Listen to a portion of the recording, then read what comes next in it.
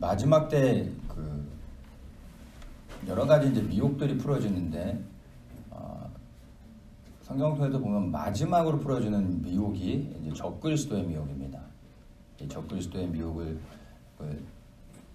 마지막으로 이제 믿는 많은 그리스도인들을 넘어지게 합니다. 근데 이 마지막 미혹, 이 적그리스도의 미혹이 있기 전에 지금 우리 시대에 강력하게 일어나고 있는 미혹 중에 한 가지가 뭐냐면 이스라엘입니다. 이스라엘 자체가 미혹이라는 것이 아니라 이스라엘 안에 미혹하는 역사가 있다는 것입니다. 그래서 이 이스라엘 안에 있는 미혹들, 또 그 안에 있는 여러 가지 위험성들, 이런 것들을 오늘 좀 나누려고 합니다.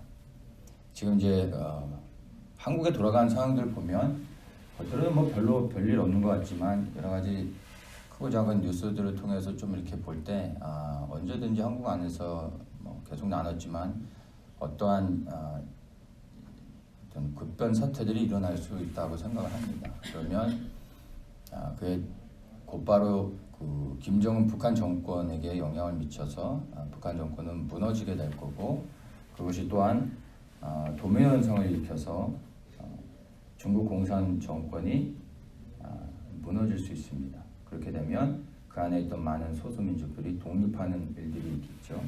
그것들을 보면 이제 한국에서부터 북한으로 중국으로 해서 복음의 행진이 생각보다 빠르게 예루살렘 향해 나아갈 수 있는 어떤 시발점이 될 수 있음을 보게 됩니다.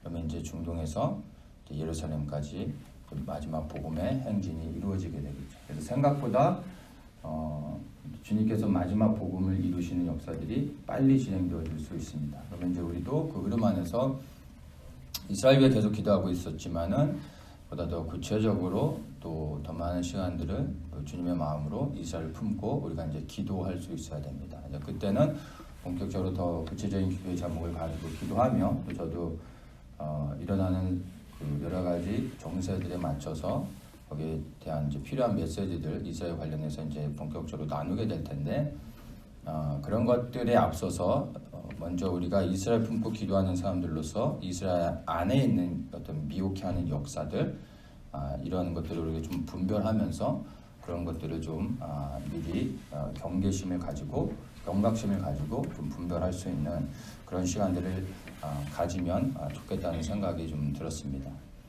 구원의 역사는 유대인으로 시작해서 이방인으로 흘러갔습니다. 그리고 이방인의 구원의 역사가 채워지기 위해서 이사야 44장에 보면 하나님께서 유대인들의 눈을 가려서 보지 못하게 하시고 그 마음이 어두워져서 하나님의 뜻을 분별하지 못하도록 했습니다. 그래서 그런 이스라엘이 버림을 받고 그리스도를 놓쳐버리는 시간 동안에 우리 유대인들이 버림을 받는 그 시간 동안에 이방인들의 구원의 역사가 채워져 가고, 그리고 그것이 거의 마지막에 다다르고 있다는 것을 우리가 볼 수 있습니다. 그리고 이제 유대인들이 눈이 열려지기 시작하면서 그들의 메시아인 예수 그리스도를 영접하는 일들이 유대 사회 안에서 일어나고 있는 것을 우리가 봅니다. 그러면 예수님의 재림이 얼마나 가까이 왔는지를 우리가 그것들을 통해서 볼 수가 있는 것입니다. 그래서 그 어느 때보다도 더욱더 우리가 이스라엘의 회복을 위해 우리가 기도해야 됩니다. 또 이렇게 기도해 왔고, 근데 오늘은 말씀드린 것처럼 본격적으로 우리가 이제 더욱더 이스라엘 위해 기도하기 이전에 이스라엘 안에 있는 여러 가지 위험 요소들 우리가 또 경계하면서 분별해야 될 부분들을 나누고, 그 다음에 이제 본격적으로 이제 이스라엘 위해서 기도하면은 더 좋을 것 같습니다. 그래서 오늘 이 시간에는 우리가 왜 이스라엘을 품어야 되는지, 또 이스라엘 위해 어떻게 기도해야 되는지 뭐 이런 것보다는 오히려 이스라엘 안에 있는 미혹과 분별해야 되는 것들에 초점을 좀 맞추도록 하겠습니다. 구원을 얻기 위해서는 여러분 천국에 대한 얘기를 많이 들어야 될까, 아니면 지옥에 대한 얘기를 많이 들어야 천국에 갈 가능성이 많을까요? 구원받기 위해서는 천국에 대한 이야기보다 지옥에 대한 이야기를 사실 더 많이 들어야 그것들 그리고 경고하는 그 메시지들을 집중할 수 있어야 구원을 받고 천국에 갈 가능성이 사실 더 많습니다. 그래서 우리는 듣기 불편하지만 지옥에 대한 메시지를 들을 수 있는 귀가 있어야 됩니다. 동일하게 우리가 이스라엘을 품고 기도하지만 그런 일들에 앞서서 먼저 이스라엘 안에 있는 위험성들, 또 이 시대에 우리가 분별해야 되는 것들, 그런 미혹들, 그런 것들을 분별해서 아는 것이 이스라엘 위해 기도하기에 앞서서 무엇보다 선행되어져야 하는 것입니다. 이스라엘 위해서 기도하는 사람도 많고 또 이스라엘에 대한 메시지를 나누는 사람들도 많습니다. 근데 제가 보면은 이스라엘에 대한 그 어떤 미혹들, 또 우리가 분별해야 되는 것들, 뭐 이런 것들에 대해서는 제가 이렇게 보면은 그런 것들을 나누는 분들은 없는 것 같아요. 네, 누군가는 전해야 되는 메시지고 주님께서 제게 그런 부담을 주셔서 남이 하지 않는 저도 별로 하고 싶지 않은 거를 총대를 메고 나눕니다. 그러나 여러분들이 이 메시지를 좀 들을 수 있는 귀가 열렸으면 좋겠고요. 이것이 결국에 이스라엘을 본격적으로 기도하는 우리들에게 있어서도 정말 필요한 말씀이 될 겁니다. 혹시 이스라엘을 아직까지도 품지 못하신 분들이 있다면 오늘 나누는 메시지가 조금 힘들 수도 있어요. 그러나 결국에는 이 메시지가 주님의 마음이 전달되어지고 이스라엘을 품게 됐을 때 그 말씀들이 이해가 되실 거라 믿습니다. 그래서 그 말씀들을 잘 귀담아 들었으면 좋겠습니다. 저도 주님의 은혜로 마지막 날 깨닫고 이제 주님 앞에 머무르면서 기도하는 동안에 몇 년이 지나서 이스라엘을 주님께서 품게 하셨고 이스라엘 위해서 이제 수년 동안을 기도했습니다. 그런 가운데 이스라엘 위해 기도하고 있으면서 이스라엘을 품고 또 이스라엘에 방문하고자 하는 그런 이제 소망들이 생겼고 그걸 놓고 이제 몇 년 기도하는데 주님께서 기회를 주셔가지고 제가 2013년도에 이스라엘을 처음으로 이제 방문하게 됐었습니다. 그래서 그때 정말 기대하는 마음으로 준비하면서 한국에 이제 저하고 아주 친한 목사님이 계신데 그 목사님하고 둘이서 이제 방문하는데 이스라엘에 저희가 잘 아는 이제 선교사님이 계셨어요. 그래서 셋이서 차를 렌트해가지고 우리가 원하는 곳을 이렇게 한 2주 동안 이렇게 다니면서 많은 것을 보고 또 경험하는 시간을 가졌습니다. 제가 처음에 그 이스라엘을 방문할 때 비행기 안에서 내리기 전에 정말 많은 것을 고민했어요. 이 거룩한 땅 이스라엘에 오는데 내가 비행기에서 내릴 때 신발을 신고 내려야 되나? 신발을 벗고 내려야 되나? 저는 정말 진지하게 고민을 했어요. 신발 신고 내렸다가 주님께서 야 내가 선 곳은 거룩한 곳인데 내 발에 신을 벗으라 막 이렇게 말씀하실 것 같고 정말 신발 신고 내려야 되나 벗고 내려야 되나 심각하게 고민하고 그 땅에 내리자마자 무릎 꿇고 그 땅에 입 맞추며 하나님께 감사 기도를 드려야 되나 정말 심각하게 막 내리기 전에 고민했었습니다. 근데 뭐 아시지만 비행기 내릴 때 뭐 그 콘크리트 바닥에 내리는 일이 없잖아요. 다 이제 통로가 연결돼서 그 이제 입국 소속 받는 건물 안으로 들어가게 되잖아요. 내리는데 뭐 사람들이 줄 서서 막 서로 막 빨리 내리려고 막 정신없이 가니까 그 줄에 그냥 저도 정신없이 그냥 나와서 신발 벗을 겨를도 없었습니다. 어쨌든 그렇게 해서 이제 이스라엘에 처음에 방문하게 됐는데 많은 것들 듣고 보고 또 배우고 그런 은혜 시간들도 있었는데 한편으로는 처음 방문하는 그 간절한 그 어떤 제 안에 그런 기대들이 있었는데 그런 기대들에 미치지 못하는 의외로 이스라엘에서 오히려 좀 혼란한 것들을 보고 좀 이렇게 좀 실망하는 것들을 많이 좀 경험하게 됐습니다. 그러니까 양쪽 사이드를 다 보게 되어졌습니다. 그래서 다니는 동안에 많은 퀘션들을 좀 갖게 됐습니다. 그리고 그러한 질문들을 가지고 돌아와 주님 앞에 기도하는 그런 시간들을 제가 이제 갖게 됐었습니다. 제가 방문했던 이스라엘은 사실은 거룩한 곳이 전혀 아니었습니다. 그곳은 오히려 거룩함을 회복해야 될 그러한 곳이었다라는 것을 제가 이제 깨닫게 됐었습니다. 그러니까 처음에 방문할 때는 이제 여러 가지 보지 못한 것들이 있기 때문에 많은 것들을 기대하잖아요, 사람들이. 그런데 실상 가서 봤을 때는 기대했던 것에 미치지 못하는 것들을 이제 경험한 겁니다.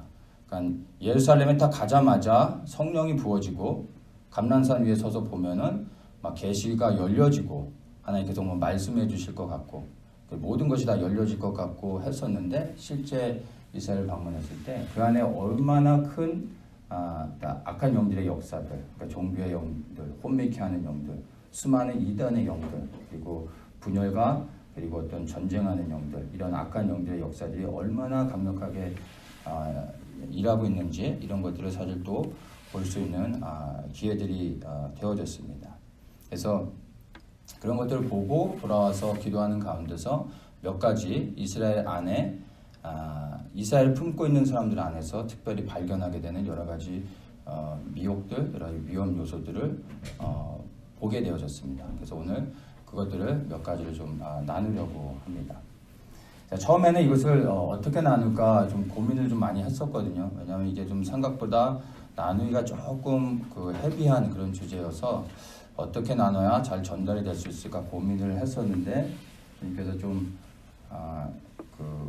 실제적인 사례를 통해서 조금 여러분들이 이해할 수 있는 쉬운 것들로 좀 어프로치를 좀 하면 좋겠다는 생각이 들었습니다. 그러니까 제가 이제 처음에 이스라엘을 방문했을 때 예루살렘에 갔다가 어느 선교센터에 가서 이제 막 이스라엘을 위해 40일 금식 기도를 마친 분을 만나게 됐어요. 이분을 이제 만나서 40일 금식 기도가 끝났으니까 이스라엘 위해 40일을 금식하게 됐으니까 뭐 평범하지 않잖아요. 그래서 제가 굉장히 관심을 가지고 어떻게 해서 이스라엘에 와게 됐는지, 그리고 어떻게 40일을 금식하며 이스라엘 위해 기도하게 되는지 뭐 이런 것들 여러 가지 물어보게 됐어요. 근데 이분이 대답을 하시는데 정확하게 설명을 못하는 거예요. 그러니까 한마디로 얘기하면 조금 이분이 횡설수설하는 거예요. 그러니까 혼미한 영이 있어요. 그러니까 왜 이스라엘에 오게 됐는지를 묻는데 그것도 클리어하게 대답을 못하고 40일 금식 기도를 하나님이 시키셨다면 그 안에 기도한 동안에 어떤 감동들이 있었을 거고 기도가 끝난 후에 어떤 나눌 수 있는 것들도 있을 텐데 이렇게 이야기가 들려지질 않아요. 그러니까 뭐 대화가 연결이 안 돼요. 그래서 제가 이분에게 이제 여러 가지를 묻다가 이분이 자기 얘기를 하는데 이제 평범한 분이에요. 근데 특별히 한국에서 하는 일이 없으신 분이에요. 근데 마지막 때를 깨닫고 이스라엘을 열어주셔서 이스라엘 위해 기도하다가 이스라엘 방문하게 된 거예요. 그리고 하나님께서 자주 이스라엘 가게 하셔가지고 1년에 몇 차례씩 오면은 몇 달 동안 이스라엘 머물면서 하는 일 특별히 없이 이스라엘 위해 기도하게 하시는 거예요. 그래서 그냥 기도만 하시는 분이에요. 이스라엘에 가면은 이런 분들이 생각보다 많아요. 다른 선교지에는 이런 분들이 없어요. 다른 선교지에는 들어보셨습니까? 혹시 뭐 탄자니아에 하나님께서 이유 없이 보내셔가지고 막 방황하는 사람들이 보셨습니까? 없습니다. 관리하게 그냥 하나님이 선교지를 보낼 때만 사람들이 오지 그런 곳에서는 그런 일은 없습니다. 근데 이제 이스라엘 안에는 하나님께서 영문도 없이 아무 이유도 없이 그리고 알지 못하는 가운데 이스라엘에 보내시는 분들이 생각보다 많습니다. 그리고 정말 그 자리에서 하나님께서 많은 사람들 보내시고 기독케 하시는 건 사실이에요. 근데 그렇게 기도하는 많은 사람들이 있는데 그 가운데서 그렇게 기도하러 오시는 모든 분들이 다 하나님의 뜻 안에서 주님께 순종해서 왔는지는 우리가 질문을 좀 해봐야 된다는 것입니다. 근데 이분도 그런 분 중에 한 분이 된 거죠. 그래서 수도 없이 이스라엘 방문했는데 얘기를 하시는데 특별히 하는 일 없이 이스라엘을 계속해서 방문하다 보니까 빚을 많이 지게 된 거예요. 그런데 이번에도 또 이스라엘을 가라고 하셔가지고 이분이 마지막으로 이렇게 저렇게 해가지고 좀 이렇게 불법적인 방법을 좀 썼나 봐요. 그래서 마지막으로 대출을 받을 수 있는 대로 최대한 받아갖고 나오신 거예요. 그래서 하는 얘기가 이제 자기는 한국에서는 신용불량자가 돼서 더 이상 한국에 들어가서 생활할 수 없다고. 하나님이 나를 이렇게 만드셨다고. 그래서 나는 이제 어떻게 해야 될지 모르겠는데 이스라엘에 계속 남아 있어야 될 것 같다고. 이렇게 말씀하시더라고요. 그래서 그 순간 제가 머리가 이렇게 섬찟하게 쓰면서 더 이상 이제 이분과 대화 나누기가 불편해지더라고요. 이제 주변에 다른 분들 이야기하는 것을 제가 이렇게 보니까 다른 분들도 다들 이분을 좀 이렇게 그 거리를 두시더라고요. 네. 그리고 본인이 여전히 왜 나와서 무엇을 위해 기도해야 되는지를 스스로 이제 알지 못하는 거예요. 이런 분들이 생각보다 이스라엘 안에 많이 있습니다. 안타까운 게 주님께서 한 사람을 선지자로 보낼 때 여러분 하나님은 아름다운 방법으로 보내십니다. 만약 여러분을 하나님께서 이스라엘을 보내실 때 여러분이 혹시 가지고 있는 빚이 있다면 주님의 방법은요. 그 빚을 하나님께서 다 갚아버리게 하시고 떠나게 하십니다. 신용불량자를 만들어서 여러분을 보내시는 그런 하나님이 절대 아니십니다. 근데 그 모든 블레임을 하나님께 하고 있는 거예요. 네, 하나님을 섬기다 신용불량자가 됐고 하나님 나를 이렇게 만들었다고. 그래서 나는 그냥 이렇게 살아야 된다고. 절대 그렇지 않습니다. 그러니까 이게 이스라엘을 품은 사람들 안에 있는 어떤 미혹의 영의 역사입니다. 그러니까 이스라엘을 품었기 때문에 이러한 일들을 당할 수 있다는 거죠. 그리고 이런 것들을 당연히 여기면서 본인도 여전히 알 수 없는 이유 가운데 그냥 머물러서 기도하는데 도대체 무엇을 기도하는지 본인도 설명하지 못하고 보는 사람들도 분별이 되지 않는 겁니다. 또 다른 예가 있어요. 제가 이제 작년에 또 이제 갔다 와서 그때 가서 이제 만난 선교사님이 계신데 이 선교사님은 한국에서 평범한 목회를 하셨던 분이에요. 근데 주님의 은혜로 지옥을 가게 됐어요. 정말 하나님의 은혜로 지옥에 가는 그 현장에서 벗어날 수 있었던 거죠. 그러니까 초자연적인 역사로 이분이 지옥을 체험하게 됐는데 주님께서 그 지옥을 보여주시면서 네가 지금 죽으면 바로 여기에 오게 된다는 것을 보여주신 거예요. 그러니까 이분이 깜짝 놀랐대요. 목사님이에요. 목회하시는 목사님. 깜짝 놀라고 이분이 이제 그 지옥 체험을 하고 그 다음에 정신을 차리고 하나님께 회개하면서 목회를 한다고 하지만 사실 목회가 아니라 먹고 사는 비즈니스를 했던 자신을 보게 되고 돌이켜 회개하는 가운데 하나님께서 목회를 접으라고 하셔가지고 목회를 내려놨어요. 그랬더니 이분을 하나님께서 이제 최전방 비무장지대로 가게 하신 거예요. 거기 가서 기도의 집을 하라고 해서 이분이 이제 최전방 비무장지대니까 뭐 정상적인 생활이 안 되는 곳이죠. 학교도 없고 그러니까 아이들 다니던 학교도 다 끝내고 홈스쿨링으로 바꿔서 아이들을 데리고 비무장지대로 들어간 거예요. 그래서 거기서 기도의 집을 하면서 3년 동안 이제 거기서 기도의 집을 하는데 거기서 기도의 집을 하면 뭘 하겠습니까? 이제 대한민국을 파수하는 기도를 하는 거죠. 나라와 민족을 위해 기도하게 하시고 그렇게 기도할 때 하나님께서 그분에게 이스라엘을 열어주시고 마지막 때를 열어주신 거예요. 그래서 대한민국을 파수하는 기도를 하면서 또 이스라엘을 위한 기도를 하고 그 3년 동안에 하나님께서 많은 나라들을 보내셔서 많은 곳을 다니면서 영적 전쟁을 하는 그런 경험들을 하고 3년이 딱 끝나고 나서 하나님께서 이스라엘로 가라는 이제 감동을 주신 거예요.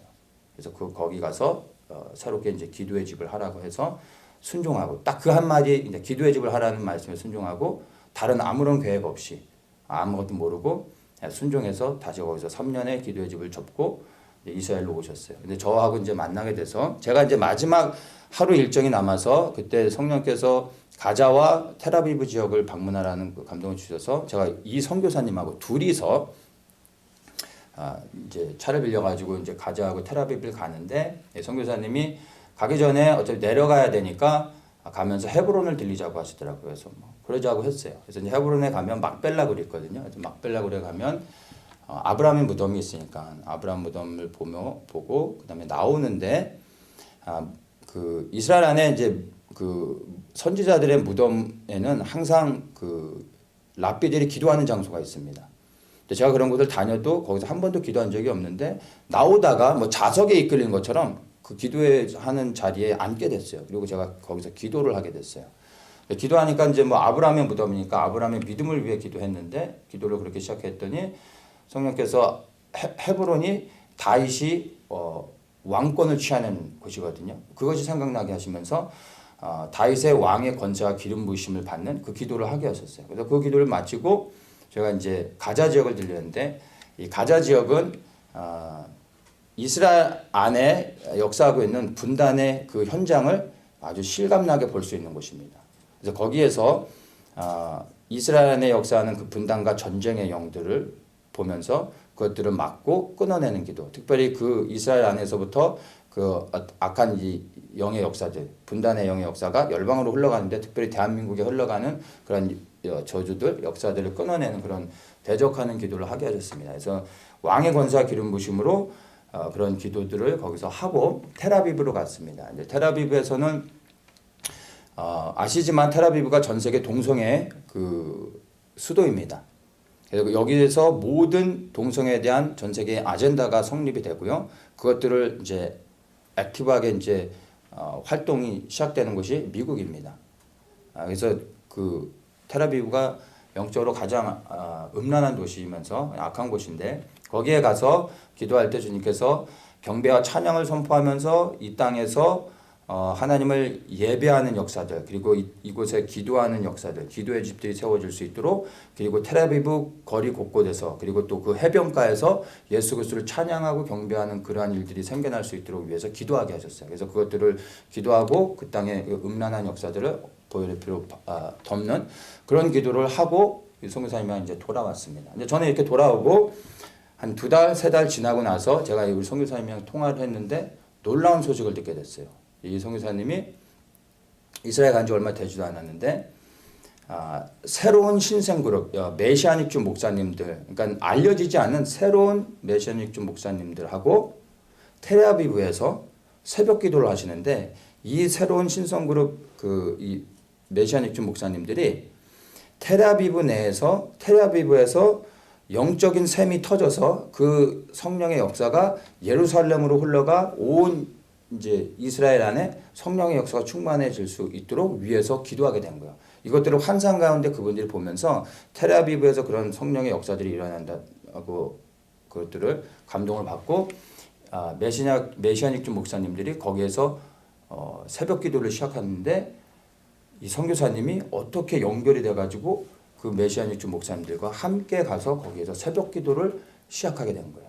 근데 그것이 우리가 먼저 거기에 가서 그런 기도를 선포하고 또 주님께 기도를 올려드리고 왔었잖아요. 근데 이 선교사님이 실제 그곳에서 그런 일들을 하게 된 거예요. 놀랍죠.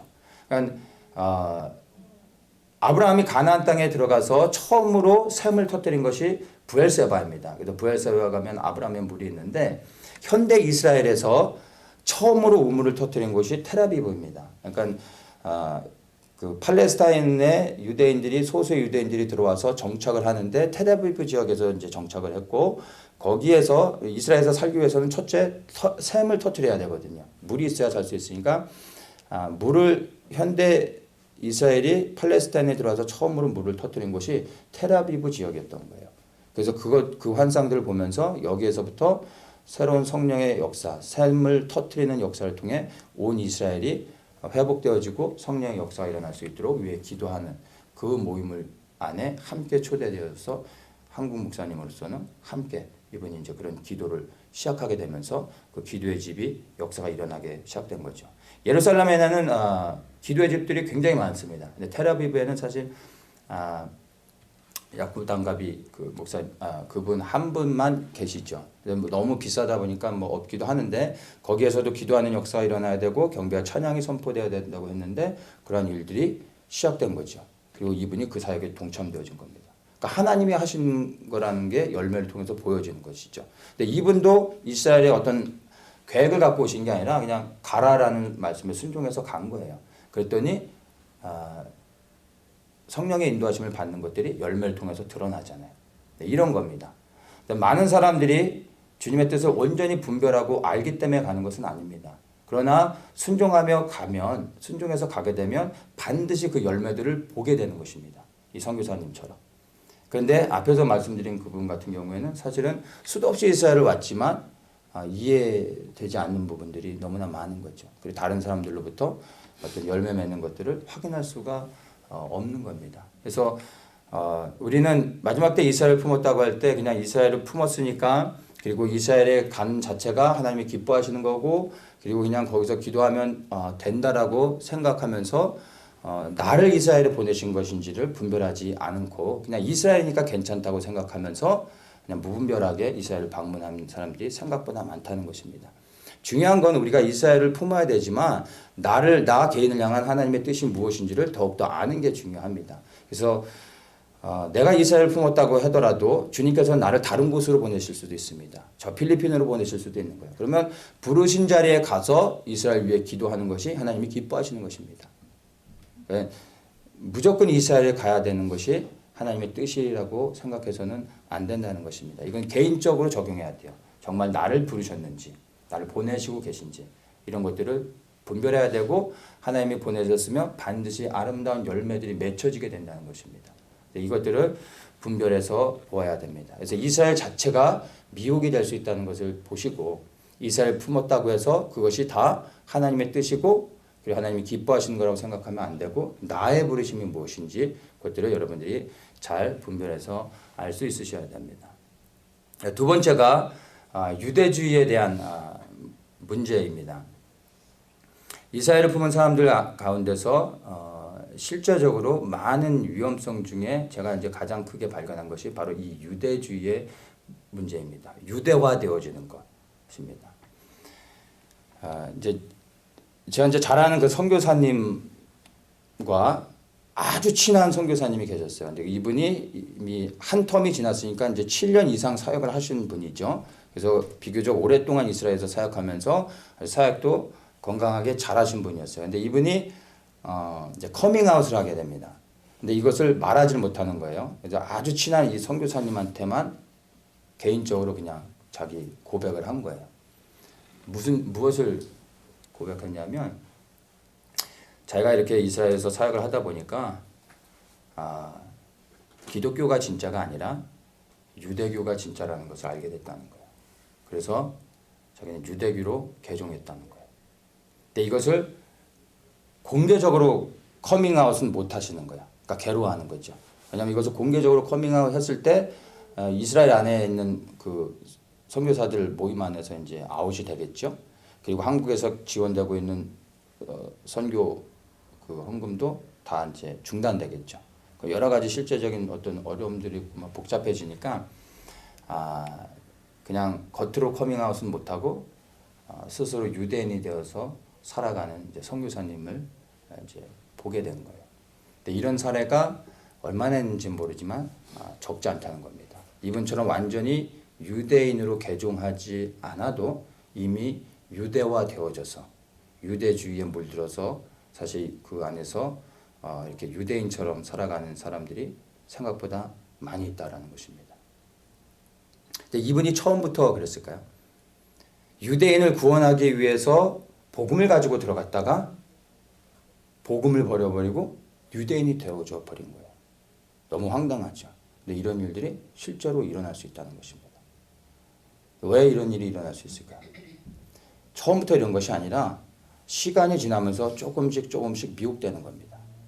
이스라엘에 가서 유대인을 품으니까 유대인들과 같이 생활하고 유대인들의 문화를 익히고 히브리어도 익히고 절기를 지키고 랍비들과 친분을 갖고 그들과 교제하고 이러는 가운데 유대주의적인 것들이 점점점 묻어지는 거죠. 그러다 나중에 유대인이 어느 순간 되어져 버리는 것입니다. 충분히 있을 수 있는 일입니다. 교회도 사실은 복음이 모든 것이 되어져야 되는데 교회 안에 세속주의가 들어오고 만몬의 영이 역사하면서 결국에는 복음이 희석되어져 버렸죠. 그래서 우리 그리스도인들이 이스라엘과 유대인을 품었다 할지라도 유대주의적인 것들이 우리 안에 들어오고 계속해서 우리에게 영향을 미치다 보면 우리도 모르는 사이에 유대화 되어지는 일들이 일어날 수 있다는 것입니다. 제가 처음 사실은 그 이스라엘을 갔다 와서 이 말씀을 나눴어요. 교회 안에서. 처음 이제 갔다 와서 이제 이스라엘에 대한 메시지를 나누니까 뭐 이스라엘 위해 기도하고 있는 분들이니까 막 얼마나 막 익사이딩 해가지고 막 뜨끈뜨끈한 이야기 나눠주세요. 막 이래서 굉장히 막 좋은 재미난 그런 얘기를 나눠줄 줄 알았겠죠. 근데 제가 이제 이런 얘기를 나눴어요. 막 기대하고 있는 사람들한테 찬물을 확 끼얹는 거나 마찬가지죠. 제가 그때를 잊을 수가 없어요. 제가 설교하면서 그렇게 힘들어 본 적도 없었고 설교하면서 그렇게 반응하며 그 표정들을 뭐 지금도 잊을 수가 없어요. 좀 하여튼 대단했습니다. 근데 제가 설교가 끝나고 나서 딱 한 분이 저한테 오셔가지고 유대화되는 게 뭐냐고 질문하신 분이 한 분이 계셨어요. 그때 제가 이 이스라엘에 대한 미혹들 분별을 나눌 때 대부분 이해를 못 하시더라고요. 오늘 이 이야기가 정말 여러분들에게는 이스라엘 품고 기도하는 모든 분들에게 정말 실제적이고 현실적인 것으로 좀 깨달아지기를 원합니다. 그래서 정말로 이스라엘을 품고 기도하지만 우리도 모르는 사이에 우리가 유대인을 품었으니까 유대인의 문화도 알고 절기도 익히고 히브리어도 배우고 그 다음에 이제 토라 뭐 이런 이제 것들도 우리가 배우고 또 유대식 교육이나 뭐 이런 것들도 새롭게 좀 배우면서 어떤 유대적인 모든 것들에 대한 호감을 가지고 그런 것들을 말씀을 통해서 자꾸 이렇게 알아가려고 하잖아요. 그런 것도 필요한 거고 그래서 교회 안에서 이제 뭐 메노라나 이제 다윗의 별 이런 것으로 장식하면서 또 쇼파를 불고 또 유대식으로 예배를 드리기도 하고 뭐 이렇게 또 합니다. 이런 것들이 문제라는 게 아니에요. 그런데 이런 것들 안에 우리가 무분별하게 우리 자신을 내어주다가 우리도 모르는 사이에 유대화 되어진다는 거예요. 묻어져 간다는 거예요. 그러다 보면 그리스도가 희미해지고 나중에 그리스도를 놓칠 수 있다라는 것입니다. 그래서 이스라엘을 품은 사람들이 반드시 분별해야 되는 게 뭐냐면 필터링을 하면서 유대주의적인 것들을 받아들여야 된다는 것입니다. 있는 그대로 받아들여서는 안 되고 그것들을 잘 필터링해서 그 안에서 우리에게 주시는 하나님의 어떤 생명의 말씀들, 우리에게 좋은 것들, 좋은 영향을 미칠 수 있는 것들을 분별해서 받아들일 수 있어야 되는 것입니다. 한국에 그 메시아닉주의 처치들이 있는데 그 교회들을 보면은 완전히 유대 회당처럼 해놔요. 그래서 뭐 장식은 이제 말 그대로 이제 뒤에는 이제 다윗의 별과 메노라가 장식이 돼 있고 목사님이 키파를 쓰고 그다음에 탈릿 기도 그 숄을 어깨에 이제 메고 그다음에 이제 찌찌지도 달고 뭐 예배 때 당연히 이제 쇼파도 불고 히브리어 찬양만 하고 절기 당연히 다 지키고 뭐 그리고 또 코쇼 음식 먹고 그 목사님과 성도들도 다 그렇게 하고 여자들은 치마만 입고 또 뭐 이렇게 하시는 분들이 있어요. 그리고 말씀을 나눌 때 토라 포션만 나눕니다. 유대인들이 매일 토라 포션을 하는 게 있거든요. 매일 하는 그것을 유대의 전통에 따라서 토라 포션으로만 나눠요. 뭐 토라 포션 나눌 때 이분들은 신약의 메시지도 전하지만 본질적인 것은 이제 토라 포션에만 나누기 때문에 구약의 한계에 머물러 있어요. 이분들의 메시지를 나누는 걸 보면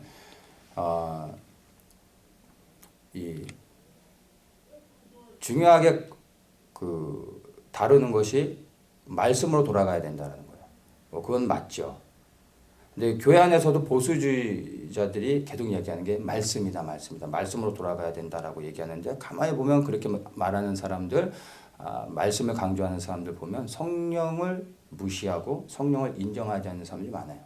근데 한국의 메시아닉주의 처치들이 대부분의 그 흐름들을 보면 말씀을 강조합니다. 오직 말씀하고 구약의 토라에 나와 있는 그 말씀을 기준으로 해서 말씀을 강조하는데 이들이 말하고 있는 말씀을 자세히 그 의미들을 들여다보면 율법이에요.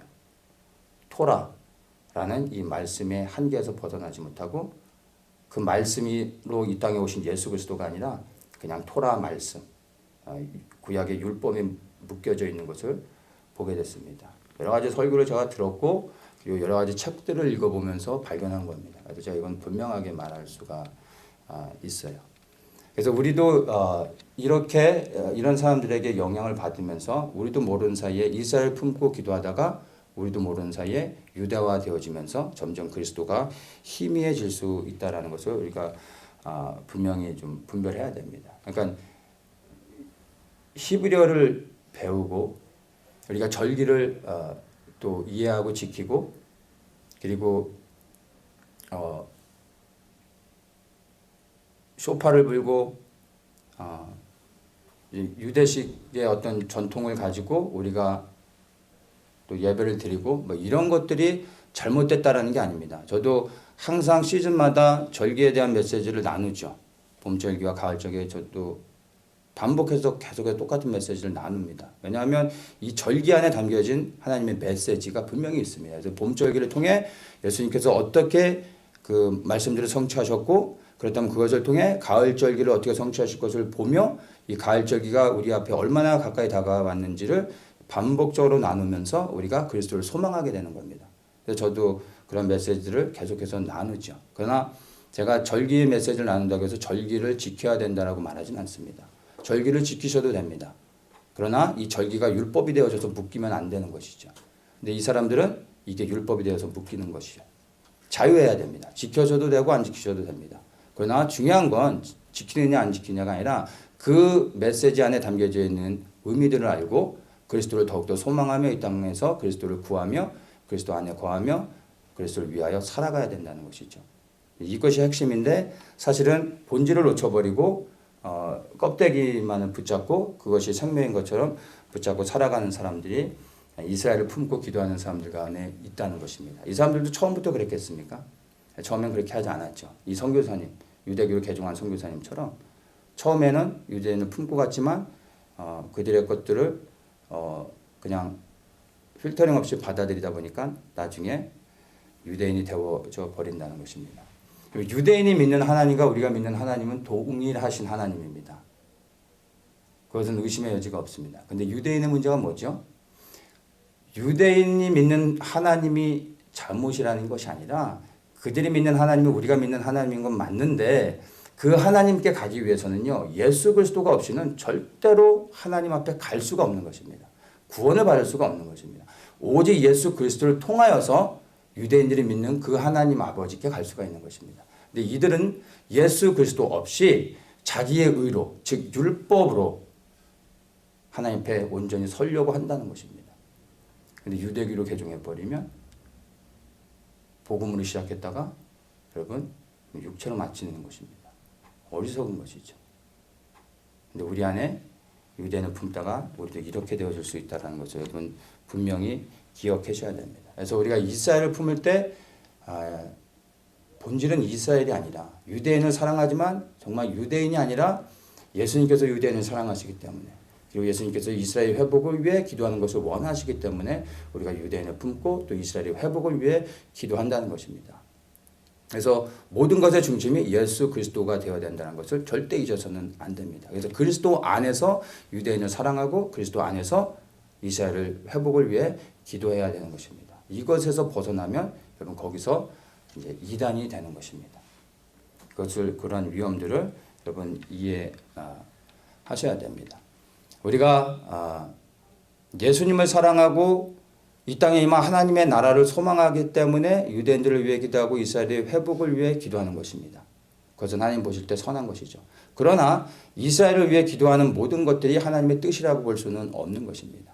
이스라엘 위해 기도할 때 내가 이스라엘 위해 기도하는 이유가 정말 예수 그리스도 때문인지 이 땅에 이루어질 하나님의 그 영광스러운 나라를 위해 이스라엘의 회복을 위해 기도하고 있는 것인지 그것 없이 그냥 나의 의로 이스라엘을 품고 기도하고 있는 것이 아닌지 이것을 날마다 점검하셔야 된다는 것입니다.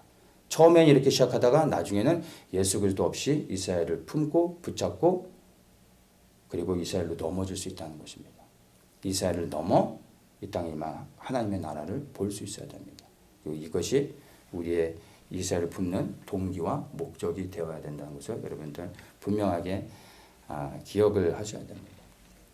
또 한 가지가 이스라엘 안에 흐르고 있는 이 또 교만의 영의 역사가 있습니다. 근데 이게 이스라엘을 품고 기도하는 사람들 안에 동일하게 흘러가는 것을 제가 보게 됐습니다.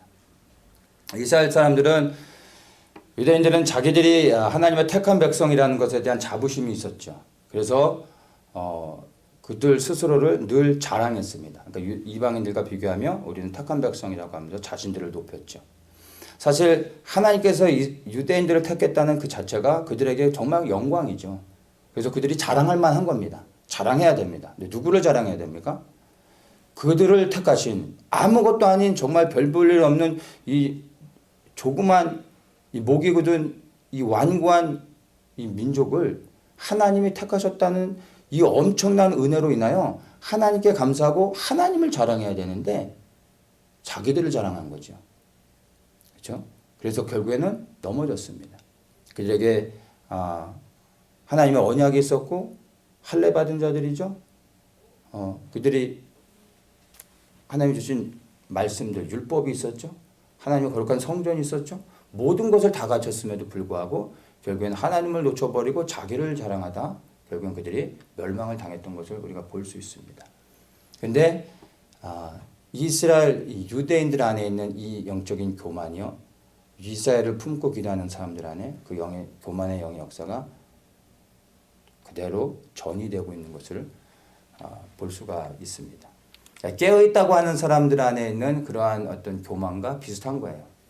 나는 이제 지금 시대를 분별하면서 깨어있는데 이 사람은 아직도 자고 있네. 이 시대가 어떻게 흘러가고 있는지 나는 다 알고 있는데 이 사람은 아무것도 모르네. 그래서 한참 낮은 사람으로 이제 생각하고 그런 경향들이 있죠.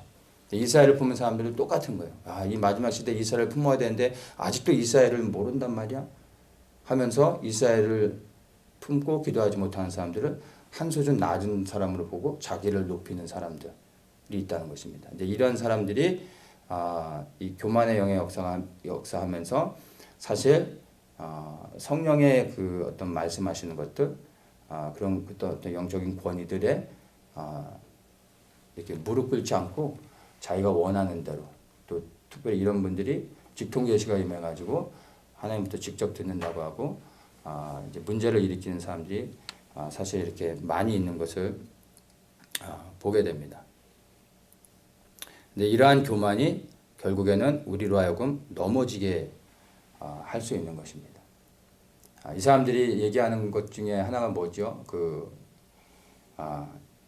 이스라엘을 알면 이제 다 아는 거다 라고 얘기해요. 이스라엘이 열리면 이제 다 열리는 거다. 그래서 이스라엘이 열리고 나면 이제 다른 건 다 시시해진다 라고 말해요.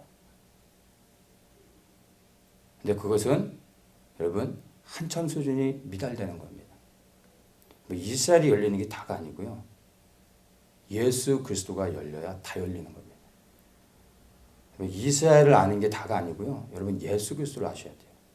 예수 그리스도를 모르면 여러분 이스라엘을 품었다 할지라도 우리는 이스라엘 위해 기도하고 멸망을 당할 수 있는 겁니다. 예수 그리스도를 아는 게 다 아는 거고요. 예수 그리스도가 열리는 게 다 열리는 겁니다. 그래서 이스라엘을 넘어 예수 그리스도를 더욱더 알고 소망하며 그 그리스도를 붙잡아야 되는 것입니다. 근데 이스라엘이 다라고 생각하고 이스라엘이 열리고 난 후에 다른 것들은 다 시시해지는 거죠. 아니에요. 예수 그리스도를 알 때 다른 모든 것들이 시시해지는 거고 이스라엘도 예수 그리스도 아래 굴복되어져야 되는 것이죠. 이것들을 분별해서 알 수 있어야 됩니다. 마태복음 7장에 보면 우리가 정말 두려운 말씀으로 주님께서 우리에게 주시는 것이 있습니다. 주여 주여 하는 자마다 천국에 다 들어가는 게 아니라고 분명히 말씀하시죠. 오직 아버지의 뜻대로 행해야 됩니다. 사람들이 깜짝 놀라죠. 우리가 주의 이름으로 선지자 노릇하고 귀신 쫓아내고 병을 고치고 다 했지 않습니까? 권능을 행했지 않습니까? 난 너를 모른다. 근데 이것이요 이스라엘 품은 사람들에게도 동일하게 일어날 수 있습니다. 우리가 이스라엘을 품고 이스라엘 위해 기도했다고 우리가 구원받는 게 아닙니다. 우리의 구원이 보장되는 게 아닙니다. 이스라엘을 품고 기도했지만 그 중심 안에 예수 그리스도가 없었다면 주님과 상관이 없는 것입니다. 나는 너를 모른다라고 말할 수 있는 것입니다. 이스라엘 넘어 마지막 문턱 그리스도 앞에까지 가야 되는데 그 문턱 앞에서 넘어지게 되는 것이죠. 우리의 구원을 잃어버릴 수도 있습니다. 그러니까 이스라엘을 품고 기도하고 있는 나의 모습을 보면서 안전하다라고 생각하셔는 안 돼요. 이스라엘 넘어 예수 그리스도를 반드시 내 마음 중심 가운데 여러분 품고 있어야 됩니다. 모든 것의 동기가 예수 그리스도가 되어야 된다는 것을 계속해서 반복적으로 생각하면서 그리스도를 붙잡으셔야 되는 것입니다. 교회가 이스라엘을 대체할 수 없습니다. 하나님께서 성경을 통해서 이스라엘을 말씀하신 것은 말 그대로 피지컬리 이스라엘입니다. 그래서 하나님께서 이스라엘을 오늘 현대시대에 다시 회복하시고 이제 그 이스라엘 회복을 통해 이 땅에 예수 그리스도의 재림이 이루어지게 될 것입니다. 교회가 이스라엘을 절대 대처할 수 없다는 것을 우리가 알아야 됩니다. 그렇다면 여러분 우리가 교회가 이스라엘을 대체할 수 없는 것처럼 여러분 우리가 품고 기도하고 있는 이스라엘이 결코 하나님의 나라를 대체할 수 없다라는 것도 여러분 아셔야 됩니다. 이스라엘과 하나님의 나라를 동격으로 두어서는 안 됩니다. 이스라엘은 이 땅에 하나님께서 다시 회복시킨 이스라엘은 이 땅에 이루어질 하나님의 나라의 모형으로 보여주시는 것입니다. 그래서 이 땅에 이스라엘이 온전히 회복되어지고 난 후에 그 다음에 예수 그리스도께서 이스라엘 위에 온 열방의 통치자로 오시는 것입니다. 결코 이스라엘의 회복이 마지막이 아니라는 것입니다. 이 땅에 하나님의 나라가 이루어지는 것이 마지막 단계입니다. 이 땅에만 하나님의 영광스러운 나라를 위해 이스라엘을 회복케 하시는 역사가 오늘 우리가 살아가고 있는 시대에 주님께서 일하고 계신 거라는 것을 우리가 분별해서 볼 수 있어야 됩니다. 자, 이스라엘에 대한 여러 가지 좀 분별들이 필요한데 우리가 유대인들에 대한 이해가 필요합니다. 전통 유대인들 안에 일종의 이제 우리로 얘기하면 교단과 같은 것이죠. 그런 교단이 한 4,000개 정도 된다고 합니다. 그러니까 이 정통 유대인들은 랍비를 중심으로 해서 자기들의 파를 형성합니다. 근데 그게 한 4,000여 개가 되는 겁니다.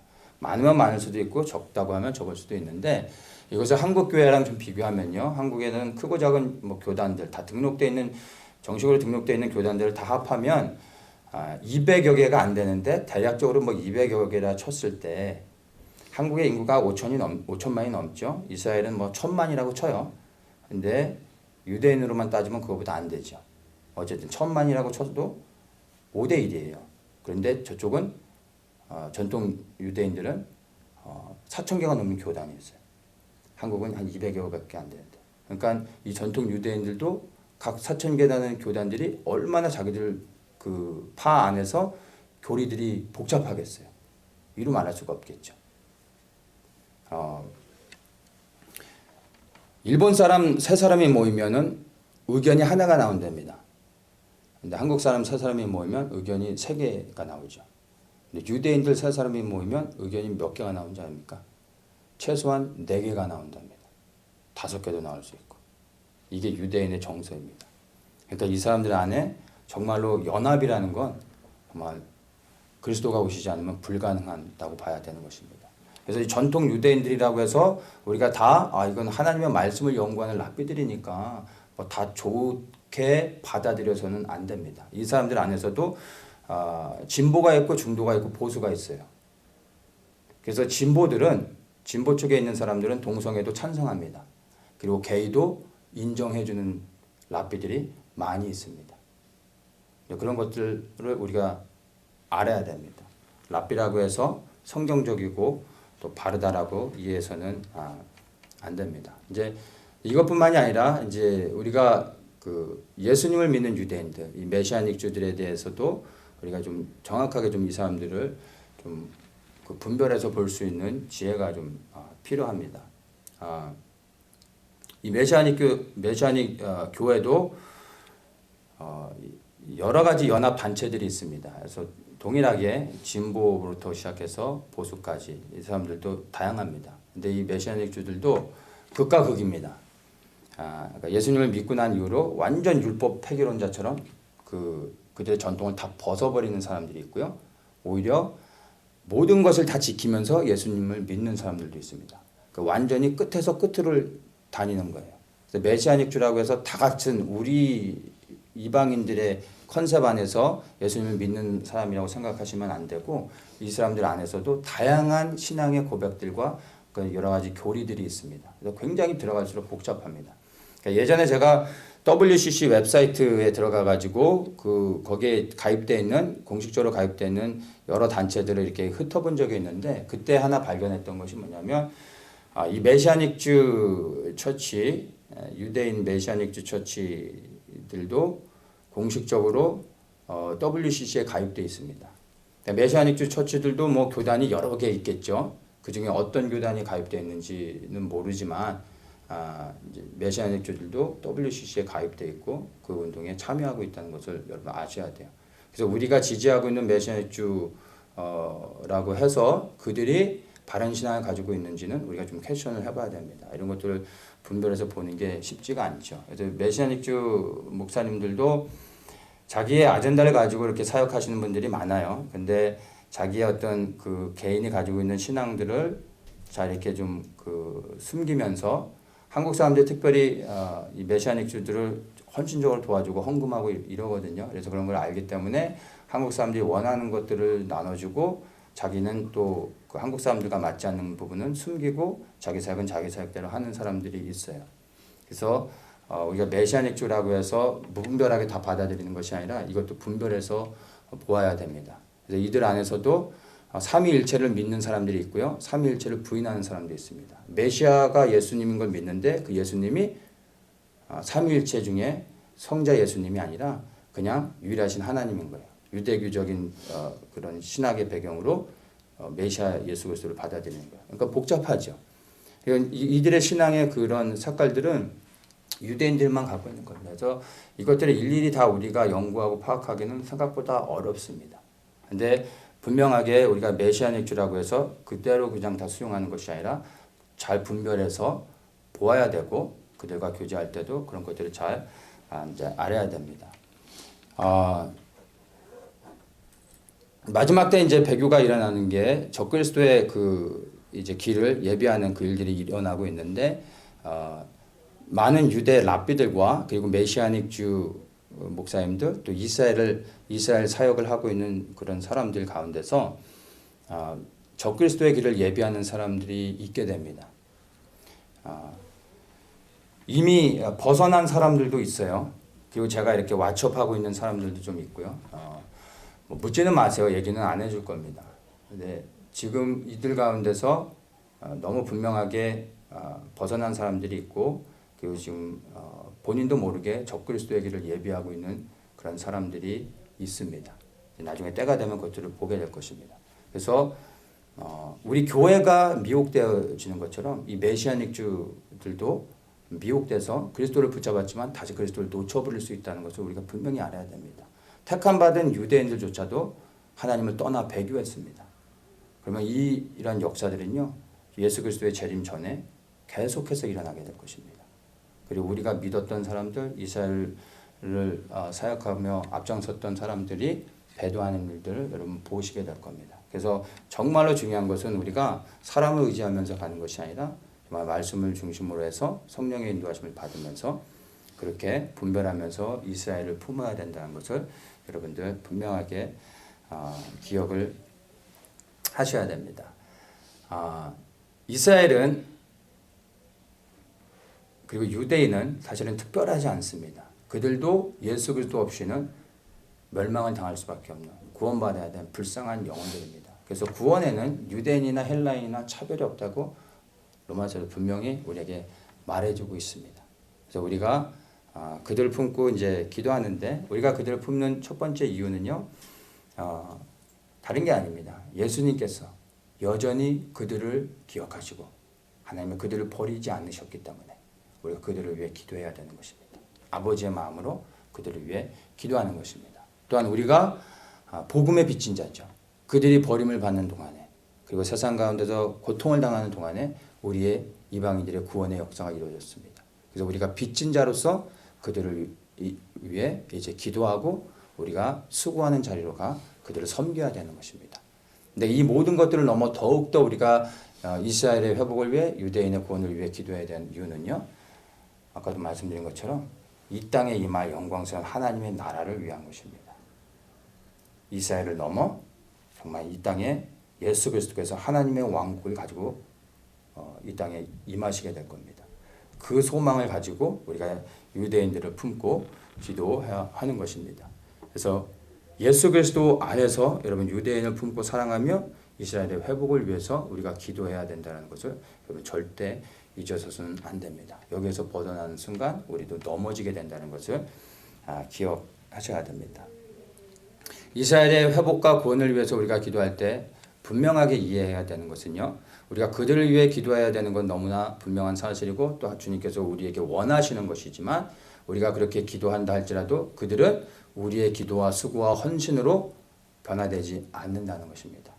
궁극적으로 이스라엘의 구원은 예수 그리스도께서 행하십니다. 그러니까 하나님께서 직접 구원하십니다. 왜냐하면 이들은 처음부터 하나님께서 구별하여 하나님이 택하셔서 하나님이 직접 만나주신 민족입니다. 그래서 이들은 하나님께서 직접 찾아오셔서 그들을 만나주시지 않으면 이들은 반응하지 않습니다. 지금 반응하고 있는 사람들은 소수의 그 하나님께서 이 마지막시대에 깨어나게 하시면서 그들을 통해 모든 유대인들이 예수 그리스도를 듣게 하는 역할을 감당하고 있는 것입니다. 또한 교회의 온전한 회복을 위해 준비하게 하는 그러한 사람들이라고 보면 됩니다.